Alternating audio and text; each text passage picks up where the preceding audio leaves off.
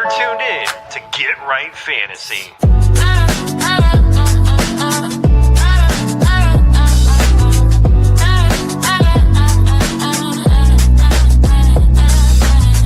Hey everybody, Adam Rank here. What's up, friends? Daniel Dopp here from the Fantasy Focused Football Podcast over on ESPN. It's Fabs here, Michael Fabiano from Sports Illustrated. You know who you can trust if you've got some questions about your fantasy squad? Want to check out a cool show on YouTube that'll help you get ready for the fantasy football season? Check out the Get Right Fantasy Network. Check out the Get Right Fantasy Network. If you are not subscribed, what are you waiting for? You want to lose your league? Head on over to YouTube.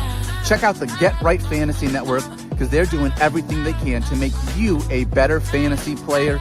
You got to get right with the Get Right Fantasy Network.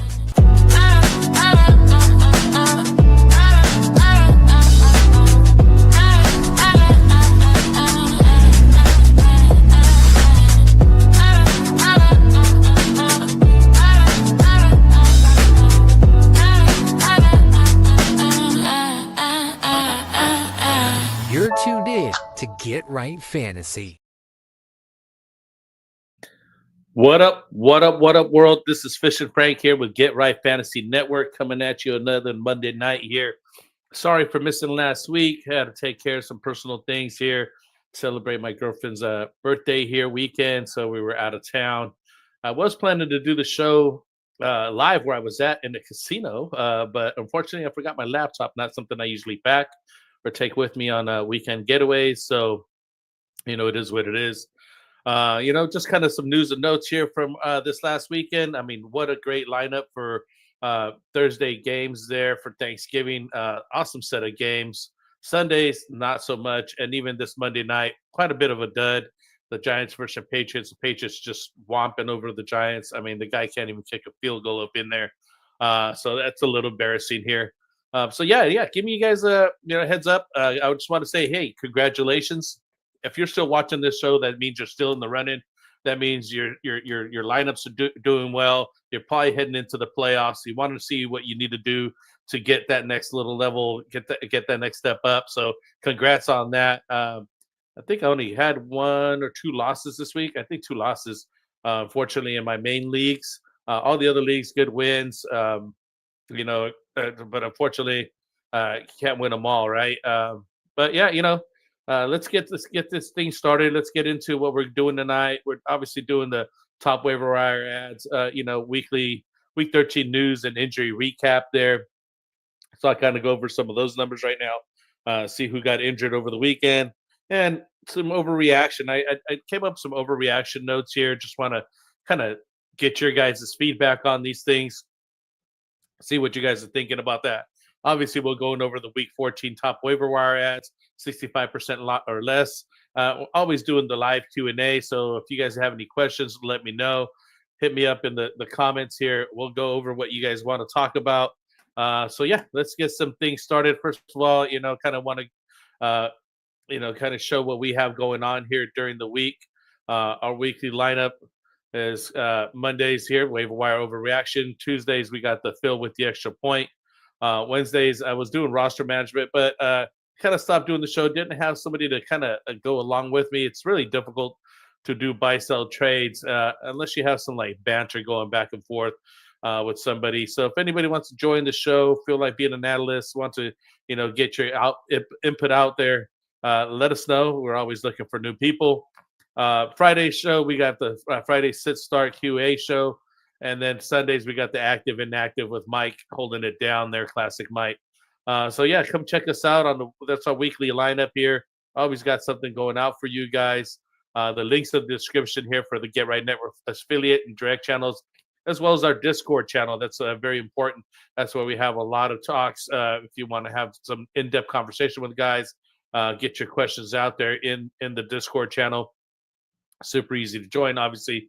If everybody has Discord, and you could get your thoughts out there, and we'll definitely give you your feedback on that. As always, we have our super chat, so if you feel that you want to contribute to the channel and support here, please do a super chat. I'll definitely spend as much time as possible with you, looking at what your lineup is, give you the best opinions that we have available here, and definitely do the live Q&A at the end of the show, or during the show. Sometimes I just stop, depending on what you got going on there. But be sure to include your league size, your type, if it's scoring, if it's PPR scoring, standard scoring, things like that, so we can give you your best answers. So now it's time to roll your sleeves up and get your lineups right, heading into week 14 here. Let me do some editing here on some notes here. So we coming up here. We got 4 teams on the bye here in week 14: Carolina Panthers, New England Patriots, New York Giants, and San Francisco 49ers there. So yeah, get your lineup straight. Start thinking about who you need to replace at quarterback, who you need to place a running back on those prospective teams. I'll be having to lose McCaffrey. I'll be losing Drake May here for the Patriots. He's been holding it down for me. So those are some of the guys that I've been will be looking to replace. So definitely take a look at some of those guys there. I just kind of want to go over some injury notes before I do some overreaction, because I got some really spicy ones, and I want to get you guys' feedback on that and see what's going on. Hollywood's dropping it in right now already with the question. Thank you, Hollywood. I'll get to you in 1 second. I want to go over the injury news really quick, and I'm going to take a look at what you got going on. So here we go. As far as injuries, we got Justin Herbert. Big news here. Left hand fracture. So it's not his throwing hand. He will have to go under surgery, as I understand. It's unclear if he's going to have surgery, but I understand he's going to have surgery. And it's just yet to see if he misses any time. Trey Lance would get the start if he does miss some time. So definitely a downgrade for his pass catchers there. Keep an eye on that situation. If he actually does play, I'm not too happy about that. I do have Justin Herbert in a couple leagues, late quarterback pickup, and everybody's taken now. Amon-Ra St. Brown there, the sun god here with the Detroit Lions. Low ankle sprain, questionable, considered week to week, but the Lions have a 10-day break before week 10, week 14. So if he's out, Jameson Williams becomes a must start, which he did pick up the slack after Amon-Ra St. Brown went down on that game. They do have another Thursday night game here against the Cowboys coming up. So basically the same week that they had, because they just played on Thanksgiving, playing another Thursday night game. So we'll see how that works out for them. Keep an eye on him. Aaron Jones, running back, Minnesota, shoulder injury. Unclear at this time, needs evaluation. So it's another injury for him. He has been out earlier this season. Jordan Mason got the start, and he will likely take over the lead back role. Although struggling offense, I mean, I think they got shut out this last game here, Minnesota. So they've had a rough start of things. Another guy we got still, Marvin Harrison Jr., just came back from injury, and he left the game early after his first week back from the appendectomy. So it's time to monitor his practice reports closely. If not, Trey McBride will see more targets there. Kyron Williams, running back, Los Angeles Rams, ankle sprain. Unclear, and he did return to the game, but Williams returned to the game, but his ankle issue is worth monitoring. Blake Corum is a high upside handcuff to add. So we get to the waiver wire guys, start talking about guys like him. Woody Marks, foot injury. He did return the game, but his status is practice this week will be important to watch if he loses any snaps, because he's been working and getting towards that top role over there for Houston. We'll see. Take a look at how his injury plans out. We also got Dylan Sampson here, running back, Cleveland, calf strain. He's out for week 15 through 17 timetables. So Sampson expected to meet the basically leaves more workload for Quinshon Judkins. Week being out 15 to 17, he's basically done for fantasy purposes. So he's not worth stashing or holding on any longer. And then we got Parker Washington, hip injury. He's out. He did not return after his injury. Jacoby Myers and Brenton Strange did see more work. So Parker Washington, I had on my lineups. He was doing good. So, you want to, keep a looking out at Jacoby Myers and Brenton Strange there. So, yeah, injury opportunities, want to keep an eye out. I want to say Brown, the Vikings running back Aaron Jones. They could open up significant opportunities for guys like Isaac Tisla for the Lions and Jordan Mason, Vikings, respectively there. Quarterback strings for Justin Herbert. Injured Trey Lance could be an ad. not really want to add him. I got a couple of other better options there for you coming up. But I mean, if that's the worst case scenario, if that's what you got to start, sometimes you have to do that. And week 14 matchups include Tyrod Taylor Jets versus Miami and Jacoby Brissett versus Cardinals or Tampa Bay. The Cardinals versus Tampa Bay there. So those are two good options. I think I would go over those two guys over Trey Lance. But as I mentioned, if that's what you got to do, you got to do. And then I got some stashes here coming up. So let me get back over here to the read here. I want to check out what Hollywood had to come in here. Hollywood Jack 509 says full PPR Mitchell over Odunze. I would definitely go Mitchell, Adonai Mitchell over Odunze. May on the buy. Do I plug in Lamar to add Goff or Lawrence? I would plug in Lamar Jackson, and I would add Jared Goff. Trevor Lawrence is coming up too as well. It's almost a toss-up on those two guys. I've been having Drake May as my hold-down guy after I lost Joe Burrow earlier this season. He was my backup quarterback. I haven't looked back since then. I obviously have to replace him this week here on this bye week. So I will be looking possibly at Trevor Lawrence, because he's the only guy that I know that he's going to be on the waiver wires for me. And Jared Goff is already on somebody's team. So I would add Goff and then Lawrence in that respective order. It's a must-win week to make the playoffs. I feel Lamar has a great ceiling, but has lost the last 3 games. 3 games terrible. Yeah, it's tough. It's tough with them. As a matter of fact, let me take a look at who he has for Lamar coming up. And these guys, let me take a look at the defenses and who they're playing against. Lamar Jackson here. Get the schedule. He's versus Pittsburgh over here. So he's at home versus Pitt. Their defense is not what they used to be. And Lamar Jackson, he went 17 to 32 for 246 yards and 1 touchdown. Basically 7.5 fantasy points, 6.7, 7.2 last couple weeks. So it's a tough start for Lamar. I have him in Dynasty League, so it's, I have to kind of roll with who I have on that. Let me take a look at Goff here, just to kind of give you a better perspective. I don't mind taking the time right now, but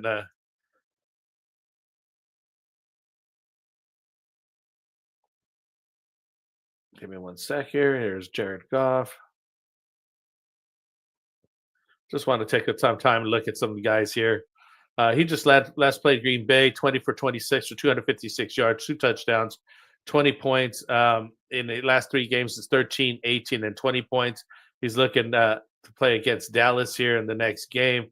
Dallas's defense has been stepping up. The pass rush has been stepping up. I'm not saying that they're the best defense. They're just not what they were a couple weeks ago, when basically it was Swiss cheese, and you definitely wanted to start whoever was playing against the Dallas defense. Now it's not so much. You got to really consider that. And let's take a look at the last guy here. I just want to take a look at Lawrence, because he is a waiver wire pickup this week. Just want to mention that. I just don't think Goff is fully more rostered than Lawrence here. He just went for 16 to 27, 229 yards, 2 touchdowns. He has 16 points, 20 points, and 21 points in the last 3 outings. He's looking to play Indy this next weekend versus Indy. So not a bad matchup either. Indy's pretty tough on defense as well. I think I would run with Goff. Honestly, still over Lawrence. But either one of those plays is probably still better than Lamar. And Lamar's been a tough win here. I kind of wanted to get Lamar going, but I think I might just stay with something steadier with Goff and Lawrence at this point, because Lamar just hasn't been his old self. Hopefully that answers your questions. I have to start Lamar because he's my dynasty guy. I can't replace him. I don't really have anybody on there on the Superflex Dynasty League.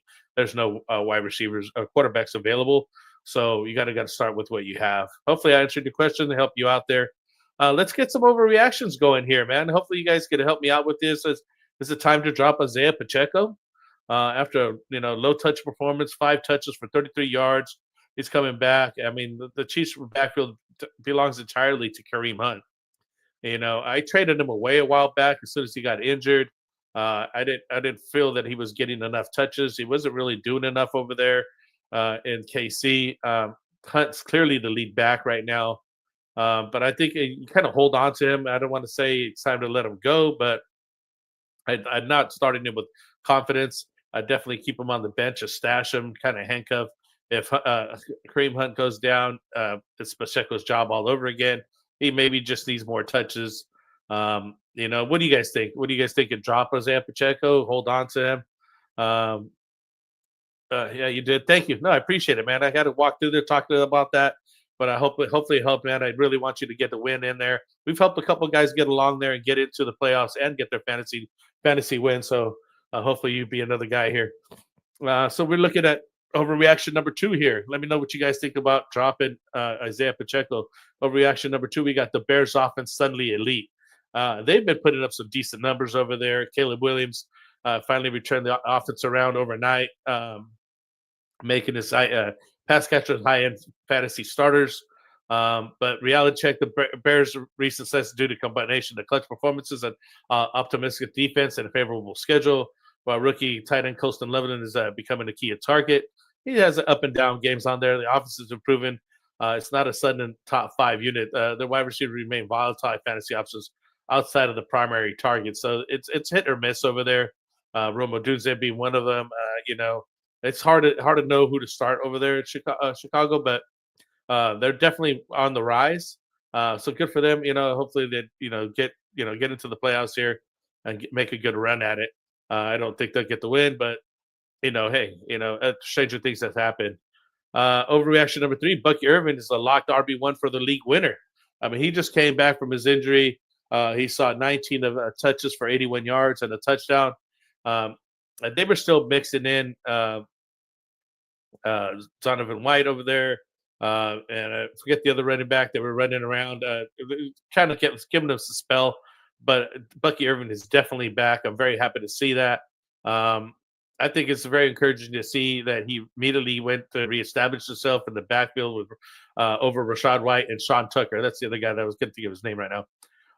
So he's definitely going to be heading into the RB1 role coming back. But I don't know if he's going to be going that way the whole way through. You got to definitely monitor his health and his usage to make sure he sustains that consistent volume. But at this time, I'm definitely locking him in as an RB1. I'm starting him every week, and I feel confident about that. Another reaction here we got going up. Number 4 here is Chargers passing game is dead without Justin Herbert. Justin Herbert hand fractured means it's a significant downgrade in Chiefs, Chargers receivers and tight ends who suddenly benched or dropped. I don't know if anybody should be benching or dropping too many of these guys. I wouldn't be dropping them, but definitely, probably sit 1 week there for these guys. If you have to start them, you got to keep, start them if you have to. Sometimes the backup guy just kind of gets out there and chucks the ball just as much as the starter because, hey, what do they have to lose? You know what I mean? Like they're just a backup anyways. Trey Lance has been putting up some decent numbers over the years here as a backup, not as a starter, obviously. He did start for Dallas a couple times as a backup, and here as well as the Chargers, he did some decent numbers. Not something I'm, hooting and hollering about. I would just basically bench my guys if I had any Chargers guys. It's definitely hurting me. I need to replace Justin Herbert.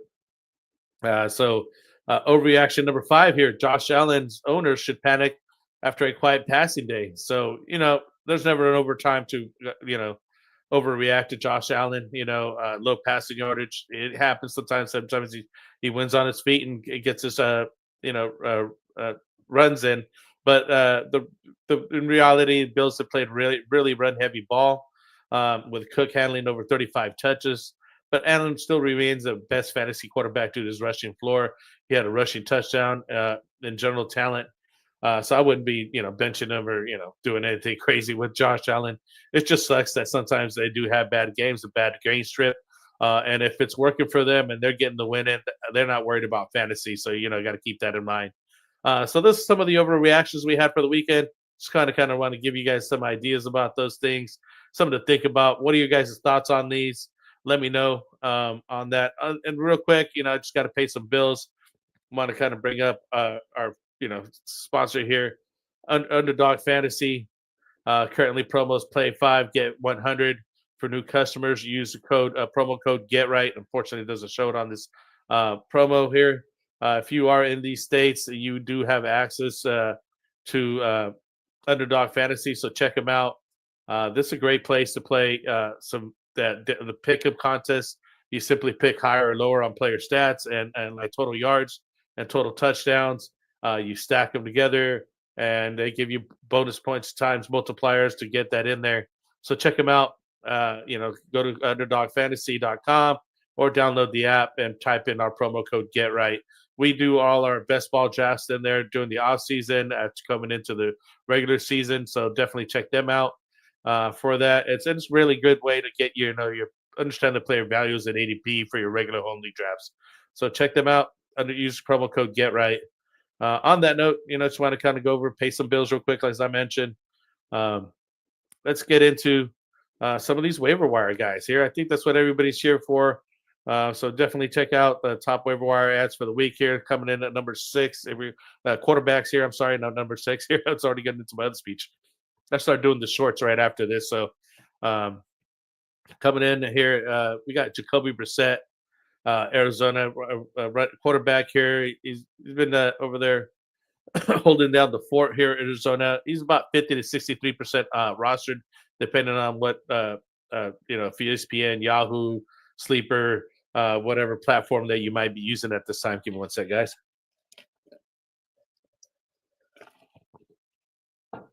I got a nice Michelada I'm drinking tonight. Hopefully you guys enjoying the cold one as well. I like to partake, so check it out here.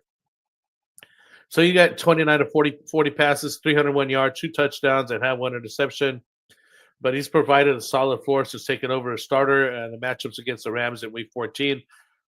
Favorable for another reliable performance there. So take a look at Jacoby Brissett there.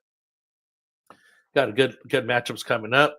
And until his counterpart comes back, I'm not really sure when he's coming back. I got to see when that might be. I don't have the timetable for him. It almost seemed like they benched Kyler Murray at this time and just wanted to go with Brissett and just see what they had in him.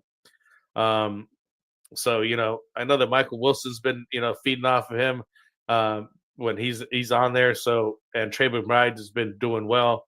So definitely a good start. Take a look at him. Tyrod Taylor, New York Jets, 4 to 5% owned.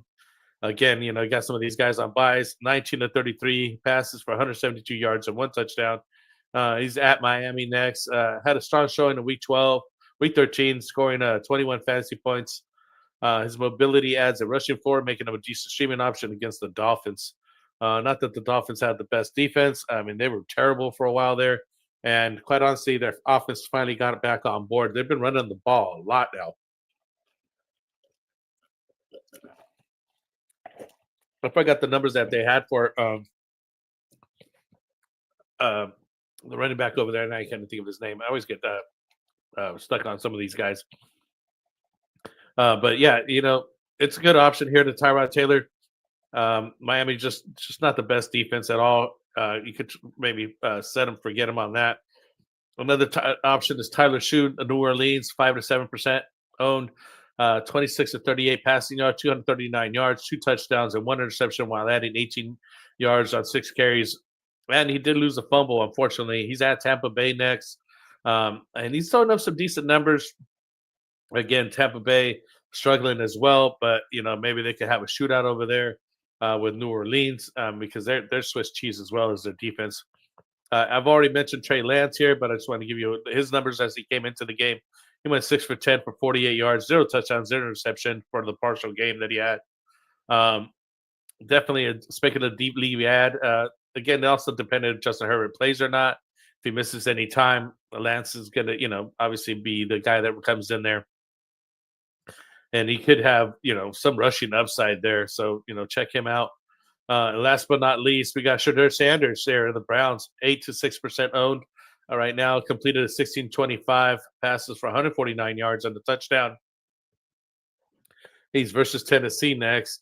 I mean, the guy's putting up some decent numbers. He's the first Brown to win his debut in like 25 years. I mean, they've had a revolving door starting QBs over there. So, kudos to him. It looks like he's matured a lot by sitting on the bench, and he's putting up some decent numbers. Let's see what he does.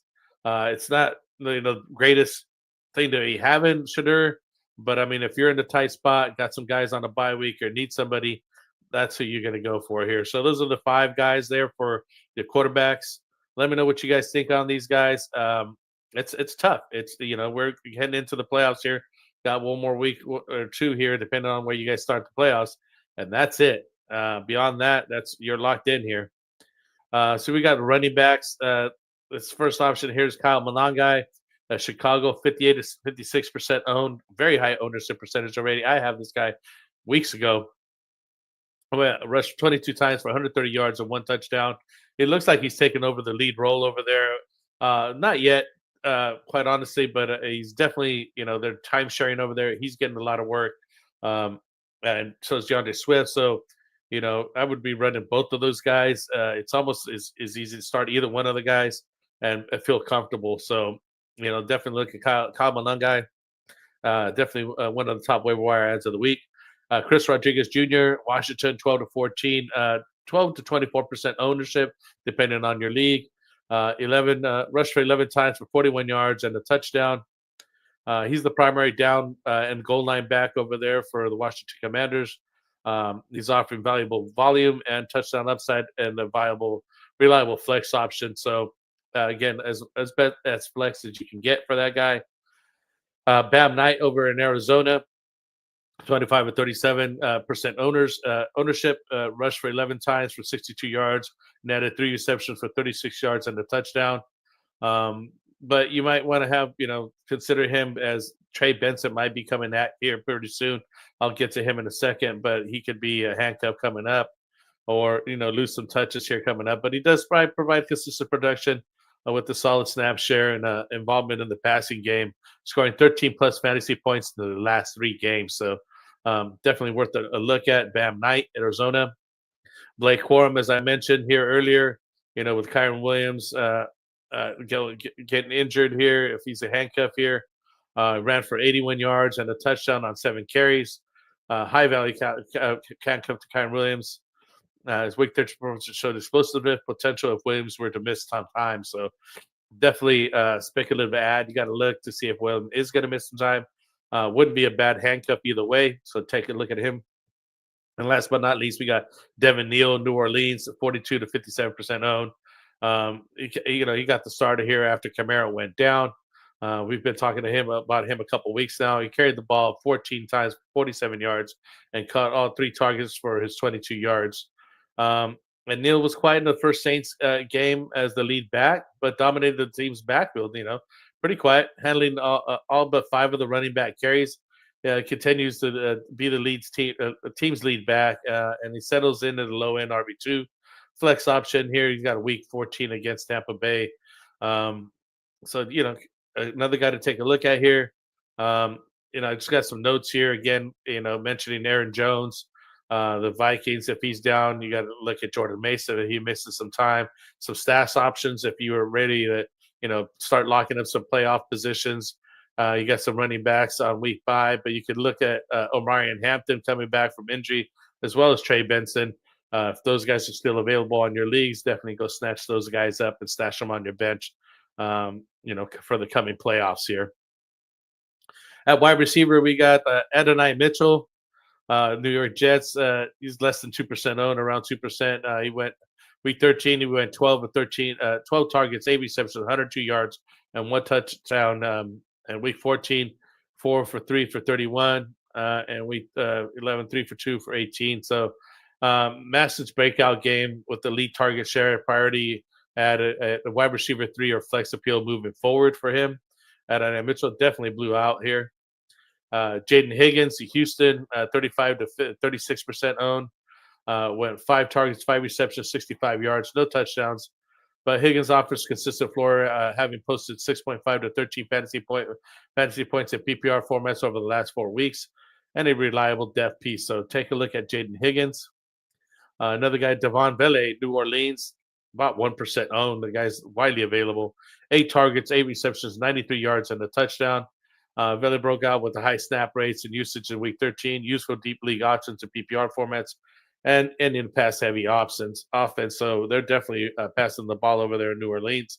Check him out. I know Tyler Show could be looking at him. Another guy I really like, though, if Amon-Ra misses any time here, is Isaac Tesla, Detroit Lions. He's only less than 1% owned, holding both of his targets for 35 yards and 1 touchdown. So not much targets there.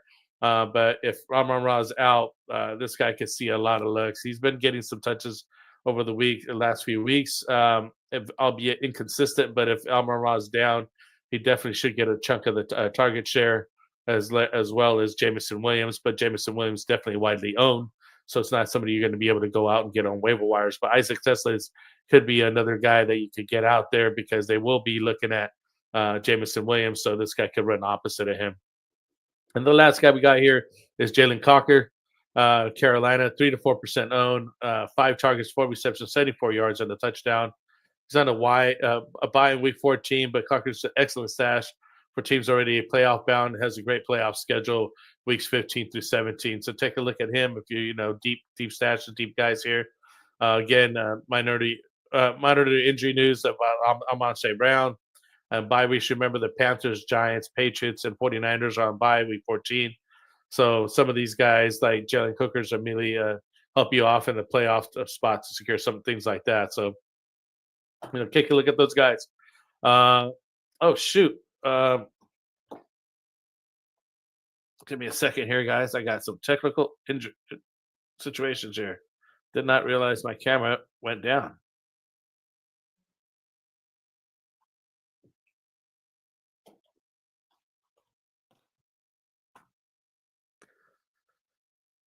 I'm not always on this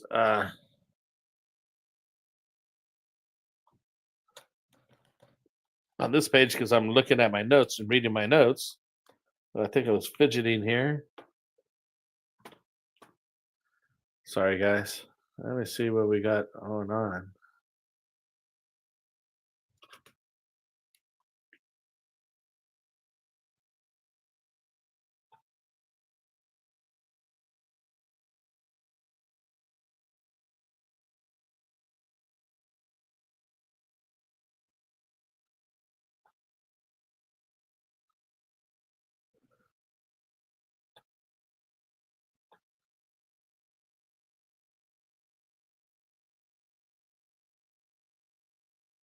Well, the show must go on. I guess I'll go on without a camera. I'm sorry about that, guys. I'm not sure how I lost my camera there. Issues do happen. Technical difficulties do happen. I'm trying to get it back up here, but it's just not trying to come back on here at all.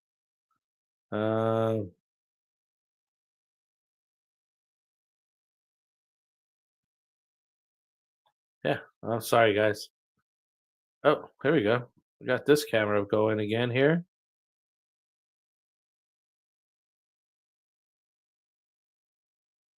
Yeah, I don't think it's coming back here, guys. So moving on without the camera. Okay, that's going to be interesting.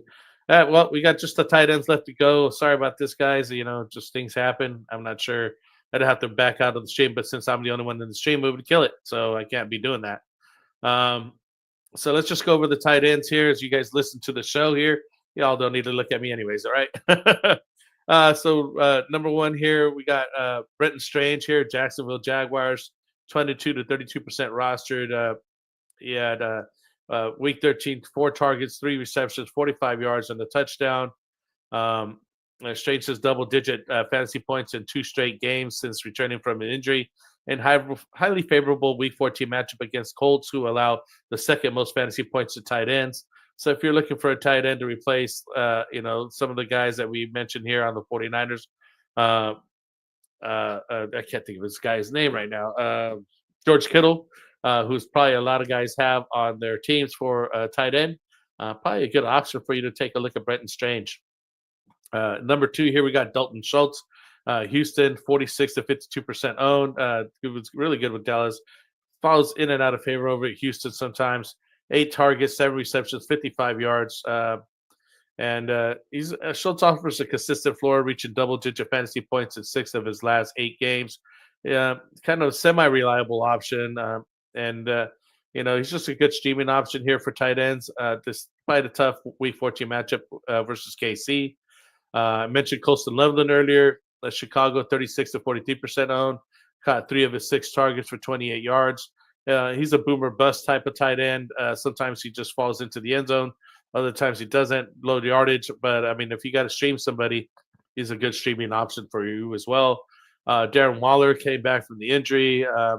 Week 13 with 3 for 2 targets, 47 yards, 20 to 30% owned. The veteran tight end wound up leading the Dolphins in receiving and is in the close win. He would be a tight end 1, tight end 2, borderline. I think he's more of a tight end 2. Week 14 against the Jets. And then lastly but not least, we got Harold Fannin Jr. over here with Cleveland, 33 of 51, caught 3 of 5 targets for 43 yards and a touchdown. I got another guy, Boomer Bust, who just kind of needs those touchdowns to, get good days. Fannin hauled in the lone touchdown of the day for the Browns pass thrown by Shadur Sanders. So, I mean, that's a good sign as being the guy who got the touchdown. But he also lost a fumble on 4th and 1 sneak attempt. So I'm not sure why they were running the tight end there for a sneak on 4th and 1. It was a really weird play. Not sure they should have handed it to him. But, I mean, you definitely got to hold the ball regardless on that. So, yeah, that's basically what we got going on, guys. Sorry, I know I got lost the video here. I didn't even realize it as I was deep in my notes, kind of going over what we got here. Let me know if you have any questions here, kind of go over things. Go back to Hollywood Jack. Thank you for your question. Appreciate it. Hopefully I can help you guys out. If anybody else has any other questions, let me know. We could do, kind of go over some Q&A, albeit without video here. I was trying to get it back up, but this thing's just not happening for me. I'm trying the front webcam here as well, and that's not working, and I'm not sure why. But yeah, let me know if you guys have any questions here. Nobody's kind of chiming in, pretty quiet out there. Again, congratulations for making it this far. If you guys are still watching the show, that means you're heading into the playoffs, or at least still in contention. And I hope you guys do making the playoffs and get a long run in there. Hopefully, you only got to win 3 and out and win, man. It's only 3 more wins in a row. You get a championship belt. On that note, we got Trophy Smack there that helps us out. You could definitely go to Trophy Smack and get some belts. We got some swag over there. Hold on, let me find the stuff here, the rings here. They got the belts. They got your trophies. If you go to trophysmack.com, you might want to tell your lead to, pitch in. And, we did a 1,000 subscriber giveaway. We gave this ring away. But I personally have some belts for my leagues. Maybe move into these trophies with these plaques down here. I've seen guys walk around events with these things just to show off that they have some of these products. So, use our promo code GetRight. We really don't get much from Trophy Smack, but they're a good place to, go check out. On that note, peace out. See you guys next week here with some more waiver wire ads. Thank you for joining me tonight. Let me know if you have any other comments here, questions in the chat, and we'll look forward to seeing you guys next time.